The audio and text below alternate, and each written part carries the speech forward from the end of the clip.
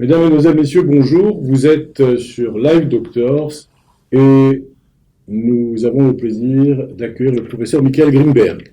Bonjour, bonjour mon cher confrère. Bonjour. Merci à vous de nous accorder un temps qui est précieux.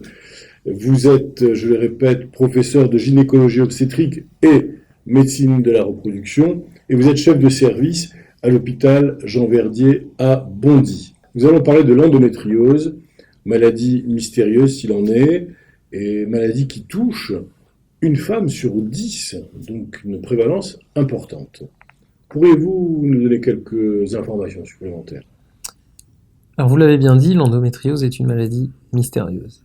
C'est vrai qu'on est confronté, nous, gynécologues, à de plus en plus de femmes qui viennent nous consulter pour des problèmes, que ce soit de douleur ou d'infertilité, ou les deux d'ailleurs, en rapport avec cette maladie dont l'origine est relativement encore méconnue.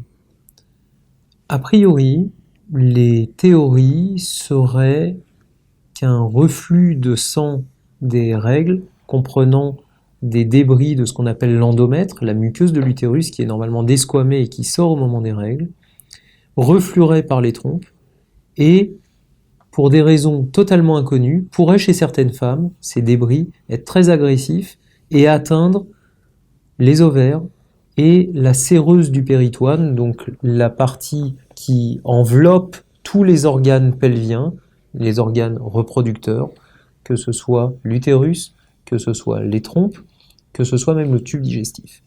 Et donc, on va avoir une symptomatologie extrêmement variée en rapport avec ces problématiques d'implant endométriosique. C'est ce qu'on appelle les menstruations rétrogrades.